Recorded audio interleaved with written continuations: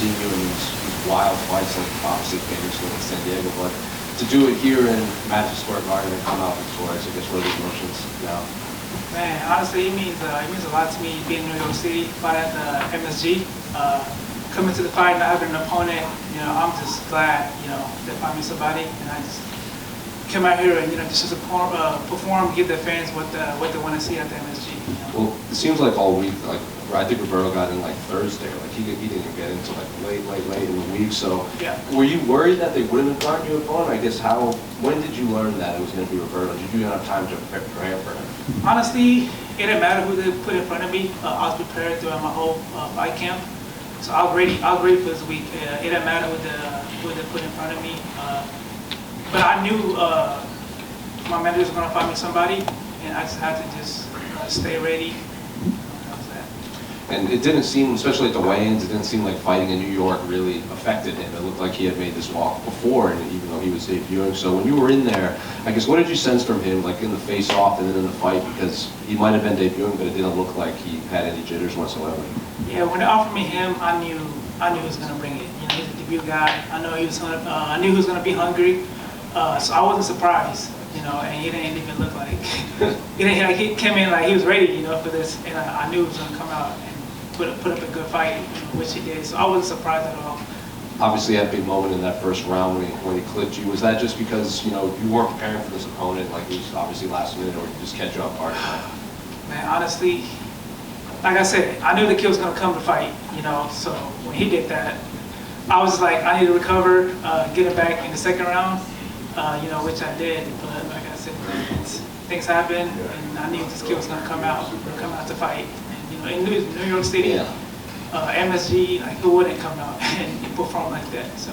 And how was it competing at lightweight? Did you just feel better?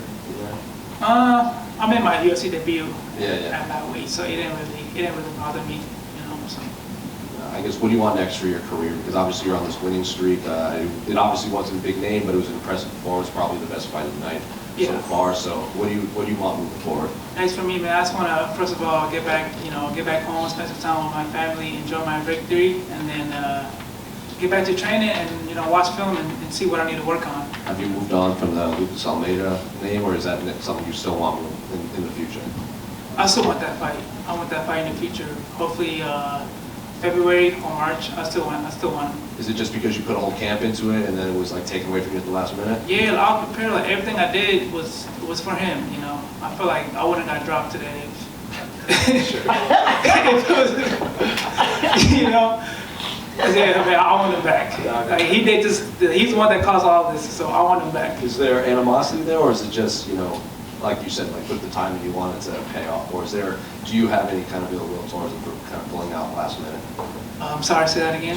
Is there any ill will of him kind of pulling the rug out from underneath you last minute, or is it just a professional rivalry? I don't know, man. They called me and said he was injured. I didn't talk too much about it because I pulled out a fight before because of my injuries, so I didn't want to talk too much about that. Whatever he had going on, I don't want to speak about it. Fast recovery for him and his team, but I want that fight back. So, yeah. Hey, Rap. Obviously, you're in a really stacked division. It takes a really long time to rise up the rankings, but now you're 5-2 in the division. I mean, how far do you think you're fighting on like a pay-per-view main card, or you're fighting ranked opponents? Honestly, I feel like top 15 is going to be up next for me. Just the way I'm performing, 3 fights in a row now.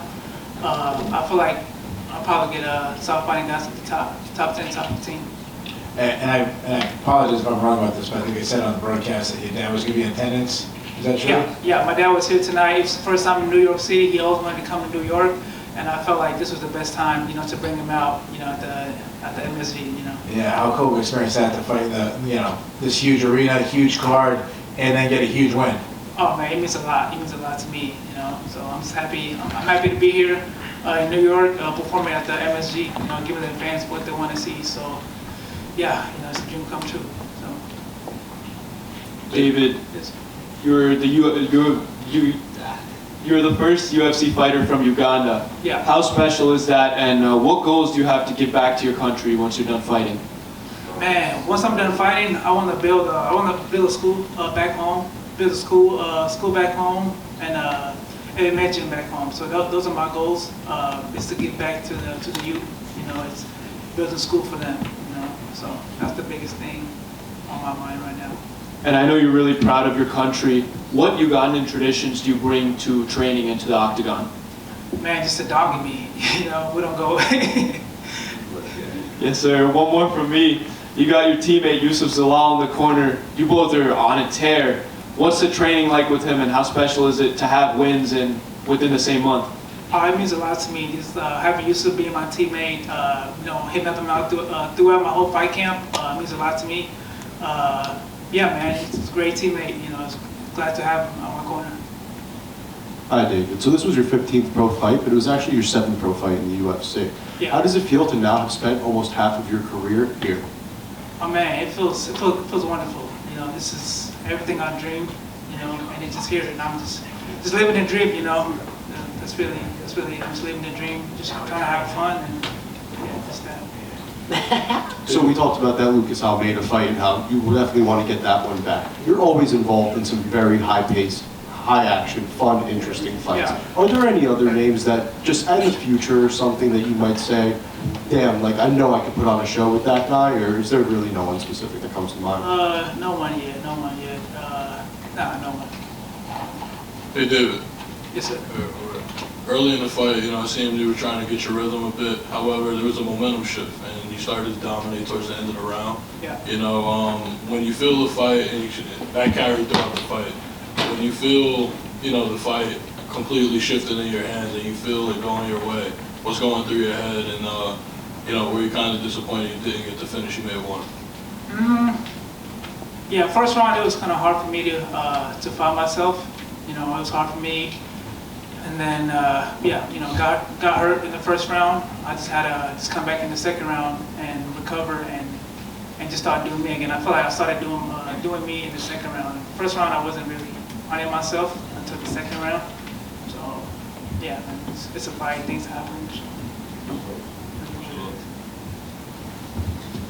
Congratulations.